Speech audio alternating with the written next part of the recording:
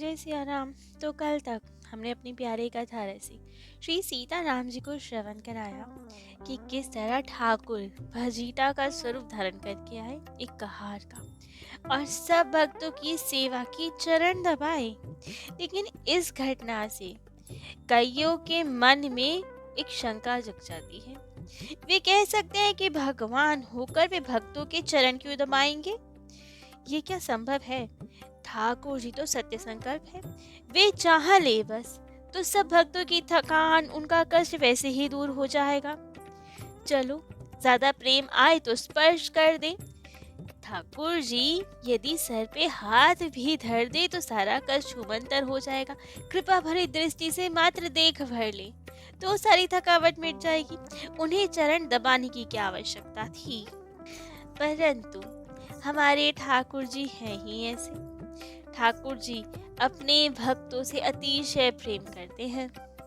वे अपने को भक्तों का चिर सेवक मानते हैं, उसी अनुरूप व्यवहार भी करते हैं। ठाकुर जी अपने भक्तों के पीछे पीछे घुमा करते हैं, जिससे उनकी चरण की धूली उड़कर मस्तक पे आए। उनके स्वयं को पवित्र मानते हैं ठाकुर जी भक्तों की चरण रज से। कहते हैं वे, प्रभु अपने मुख से कही साधु मेरी देह, उनके चरणन की मुझे प्यारी लागे खे। भक्त हमारो पग धरे, जहाँ धरू मैं हाथ, लारे लागी ही फिरू, कभो न छोड़ू साथ।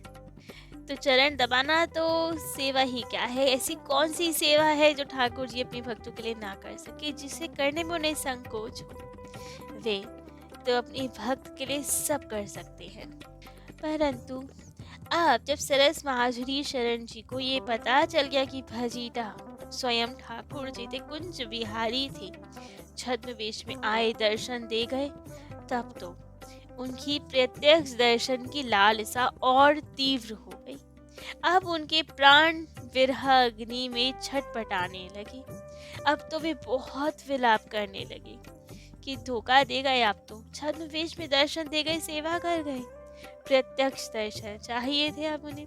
अब बहुत व्याकुल हो गए और विलाप करते करते गाने लगे।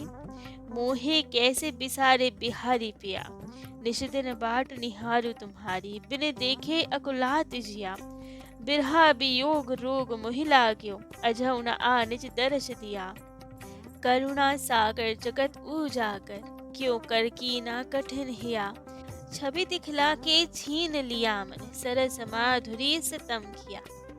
लेकिन इनके ये रोने गाने से ठाकुर जी पे कोई असर नहीं पड़ा।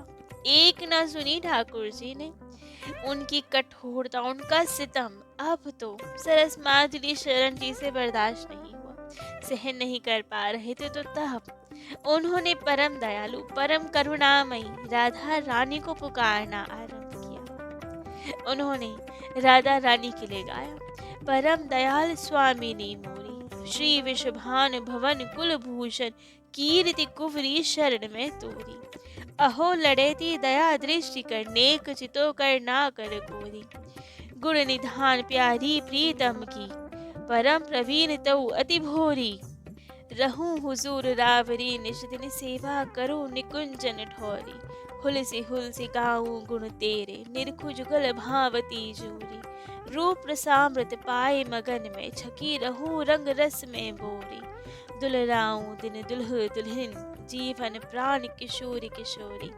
लाख लाख अभिलाष यही है, मांगो विविध निहोरी निहोरी, सरस माधुरी तर से बिखारन, दो कर जोर पसारत झोरी। इस प्रकार सरस माधुरी जी विनय के, विरह के खूब पद रचते, खूब सुनाते। दर्शनों के कारण अब उनका हृदय, उनके नेत्र व्याकुल हो रहे थे। इस समय लोक व्यवहार बहुत कम हो गया था उनका। अधिकतर अब वे एकांत में ही रहते। उनके दिन रात केवल रोते गाते, सिसकियां लेते, आहे भरते ही बीतते। दिन में तो जैसे तैसे स्वयं को संभाले रखते, बहुत चेष्टा करते कि किसी के सामने भाव प्रकट ना हो। परंतु रात्रि में उनका धैर्य का बांध टूट जाता। सारी रात बीती बिलख बिलख के रोते हुए, कराहते हुए, करवट बदलते बदलते, खूब पुकारते, खूब रुदन करते। इसी समय एक समय लगभग 2 बजे इनके शिष्य श्री युगल मनमोहन शरण जी किसी उत्सव से लौट रहे थे। आते आते देर हो गई तो सोचा आते हुए सरस कुंज में ही विश्राम कर लिया जाए। रात्रि के 2 बजे दरवाजा खटखटाया। सरस माधुरी शरण जी ने तुरंत उठे दरवाजा खोला तो युगल मनोहर शरण जी तो देख के हैरान रह गए। सरस माधुरी जी का पूरा मुख, पूरा वक्षस्थल आंसुओं से तराबोर था। सरस माधुरी जी ने उन्हें इशारे से ही कह दिया, छत पे जाकर सो जाओ, और बड़े वेदना भरे स्वर में कहा, फिर इस समय ना आया करो यहाँ। और आज्ञा देकर तुरंत चले गए और फिर वहीं रोना प्रारंभ। जब हृदय को कैसे भी शांति नहीं पड़ी, तब एक दिन सरस माधुरी शरण जी राधा रानी से अपने हृदय की व्यथा निवेदन करने बरसाना गए। लोग तो कहते हैं कि ऐसा क्या आवश्यकता है, ठाकुर जी तो हर जगह है, यहाँ पे ठाकुर जी नहीं है क्या जो वहीं जाके निवेदन करना है। लेकिन ये तो वही जाने जिसका हृदय उस धाम के लिए व्याकुल हो। धाम की एक महिमा तो होती ही है। ठाकुर जी बेशक सर्वत्र है, लेकिन जहाँ ठाकुर जी का निज महल हो, निज निवास स्थान हो, वहाँ के अणु प्रमाणु कुछ अलग ही रहते हैं। साधुओं की भजन स्थली होती है, ठाकुर जी की विहार स्थली होती है। ठाकुर जी बेशक सब जगह होती है, लेकिन कुछ स्थान तो ऐसे होते हैं जहाँ ठाकुर जी की अनुभूति और अधिक होती है। तो इसलिए यहाँ जयपुर में तो लोग आ रहे थे, निवेदन कर रहे थे, लेकिन जब हृदय को कैसे भी शांति नहीं मिली, तब बरसाना गए राधा रानी से निवेदन करने। वहाँ हृदय को कुछ तो शांति मिलेगी, कुछ तो और अनुभूति होगी। इसी उद्देश्य से उनके साथ उनके शिष्य श्री हरि नारायण जी, तोषनीवाल आदि सब गए। वहाँ लता पताओं से सुसज्जित गहवर वन, सांकरी खोर, ललिता कुंड, मोर कुटी, जितने भी युगल के विहार स्थल थे, उन सबके खूब आनंद से दर्शन किए। दर्शन करके अब अनेक अनेक लीला स्फूर्ति हो रही। सब जगह ठाकुर जी के बिल्कुल पास होने की अनुभूति हो रही थी, लेकिन इन सब के कारण उनका विरह और तीव्र होता जा रहा था। विरह अग्नि और ज्यादा बढ़ती जा रही थी। तब तो विलासगढ़ के चबूतरों पर बैठकर वे गाने लगे, खोज हमारा कुंज बिहारी, बरसा नार बागों में बोले छे मोर, तोता मैना और पपीहा कोयल कर रही शोर, फूल रही फुलवारी क्यारी, गूंजत है जहाँ भोर, गहवर वन में ललित लता, जहाँ सारस हंस चकोर, ललिता कुंड लगत अति प्यारो, ले हो नीर हिलोर, श्री राधा सखियन संग खेलत है जित सुंदर ठौर, बेगा अज भूल न जइयो, जहाँ सांखरी खोर, मोर कुटी मन भावन माही, मिल जो जी चित चोर, सरस माधुरी दर्शन दीजो, बिनती करा कर जोर। अब जब गा रहे थे, नेत्रों से अविरल प्रेम अश्रु बह रहे थे, तभी अचानक गाते गाते सरस माधुरी जी एकदम से चुप हो गए। उनके नेत्र अचानक किसी एक जगह, किसी एक वस्तु पर टिके रह गए और बड़े आश्चर्यचकित किसी अलौकिक छवि को अपलक निहारते ही रह गए और थोड़ी देर में मूर्छित होकर वहीं चबूतरे पर लेट गए। उनके साथी शिष्य ये सब समझ गए थे कि अवश्य ही इन पर श्री राधा रानी की कोई विशेष कृपा हुई है, परंतु कुछ कहा नहीं। मूर्छा जब भंग हुई, थोड़ी थोड़ी भारी अवस्था आई, तब तो हाँ स्वामिनी, हाँ श्यामा, तुम कहाँ गए, ऐसा कह के खूब अश्रु विसर्जन करते, खूब रोदन करते। वे भाव में इतने गदगद और गंभीर हो रहे थे कि किसी का साहस ही नहीं हुआ पूछने का कि क्या हुआ। कहने सुनने की कुछ हिम्मत नहीं हुई। कुछ ही देर बाद उनका भाव फूट पड़ा एक कविता के स्वरूप में। उन्होंने कहा, रसिकन के सरबस धन देखे बरसाने में, गौर वरण भानु लली, श्याम वरण छैल छली, इनसो परम तत्व और ना पीछाने में, श्यामा सोई श्याम जान, श्याम ही श्यामा पेछान, जल तरंग जो अभेद एक रूप जाने में, मम जीवन जुगल जान, इन्हीं में बसे प्राण। दया के निधान ये ही, ये माही आने में। सरस माधुरी स्वरूप, सुंदर अद्भुत अनूप। राधा श्याम शोभा धाम, ईश देव माने मैं। भाव में विभोर होते होते जब समय बीता, प्रकृष्ट हुए आए वापस। कुछ समय बाद फिर सरस माधुरी जी वृंदावन गए। झालरिया वाले गेंदी लाल जी अग्रवाल और उत्तम चंद जी आदि अपने कुछ शिष्य गणों के साथ, और वहां ठहरे किशोर वन में व्यास घेरे। रात्रि के समय जब इनके सभी शिष्य साथी सो रहे थे, तब आप रास मंडल के चबूतरे पे जा बैठे और गाने लगे। किशोरी ये दुख कासो कहिए, अपनी भूल शूल समसालत, समझ मन ही मन रहिए। तुम सी स्वामिनी छाड़ छबीली, शरण कौन की जाइए। चूक क्षमा कर कुंवरी कृपा निधि, टहल महल बदलइए। श्री सुख सखी चरण दासी की, जान बाह मम गइए। सरस माधुरी शरण राखिए, और कछु नहीं चाहिए।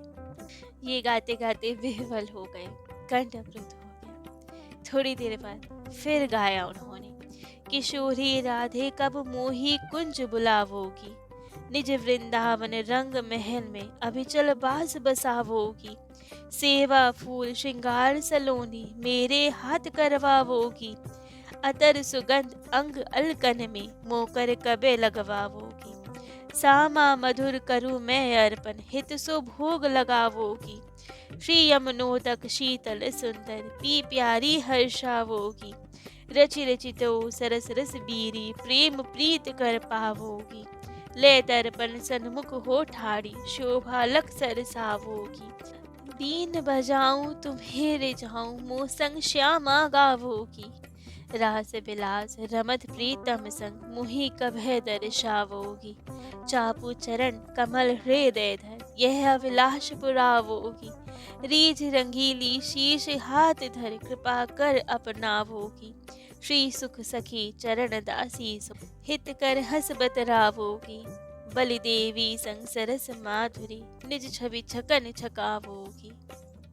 जब इतना गाया, खूब रुदन किया, तब श्री कुंज बिहारिनी जी ने प्रसन्न होकर श्री कुंज बिहारी के साथ आकर आपको दर्शन दिए। उसी समय आप सखी स्वरूप में परिवर्तित हो गए, और उन्होंने देखा कुंज बिहारी जी ने आपको हृदय से लगा दिया और कहा, तुम मेरी ही हो, तुम्हारी मनोकामना शीघ्र पूर्ण होगी। परंतु उसी समय गेंदीलाल जी बाहर आ गए। लघु शंका के लिए जाने लगे। उन्होंने देखा सरस माधुरी जी बाहर बैठे हैं और किसी से बातें कर रहे हैं, लेकिन दिख कोई नहीं रहा। सुनकर चकित हो गए, पर उस समय विक्षेप करना ठीक नहीं समझा, तो भीतर वापस चले गए। थोड़ी देर बाद जब सरस माधुरी शरण जी भीतर आए, तब गेंदालाल जी ने पूछा, आप किससे बात कर रहे थे? सरस माधुरी जी हैरान हो गए। उन्होंने कहा, तुमने क्या देखा? कुछ देखा क्या तुमने? तब गेंदीलाल जी ने कहा, नहीं, मैंने कुछ नहीं देखा, लेकिन सुना, पूछ रहा हूँ मैं, आप किससे बात कर रहे थे? तब तो इन्होंने बात टाल दी, नहीं, कुछ तो नहीं था, सो जाओ जाके, और स्वयं भी चले गए। सुबह निम्बार्क संप्रदाय के सिद्ध संत हंस दास बाबा जी उनके कमरे में आए तो उन्हें देखकर मुस्कुरा दिए, जैसे कि वे रात की सारी घटना पहले से ही जानते हो।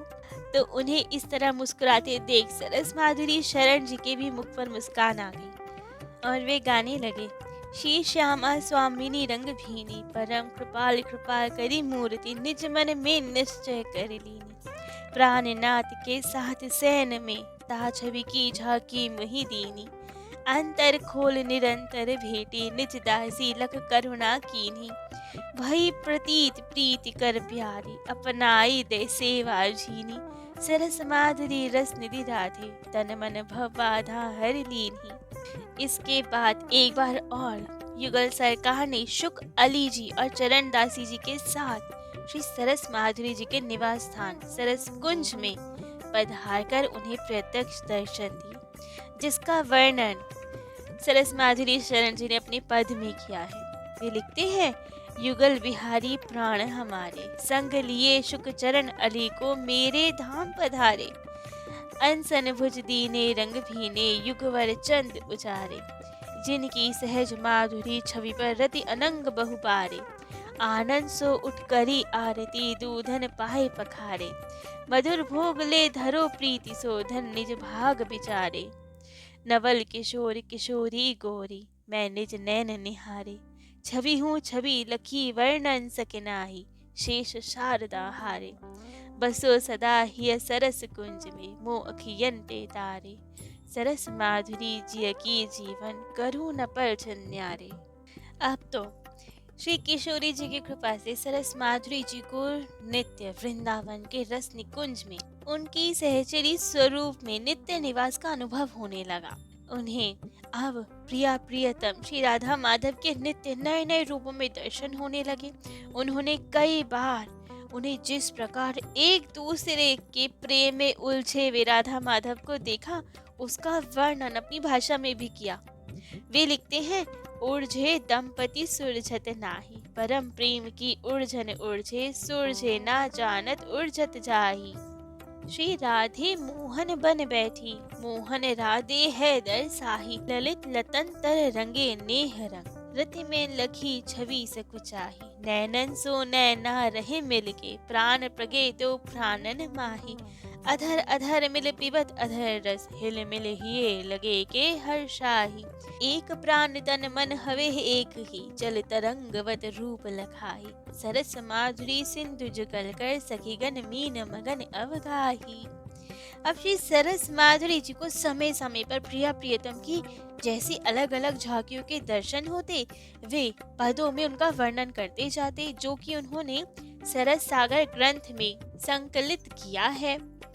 परंतु अब ठाकुर जी के इतने दर्शन करने के बाद सरस माधुरी जी का यहाँ संसार में तो मन ना लगे, तो अब वे क्या करें?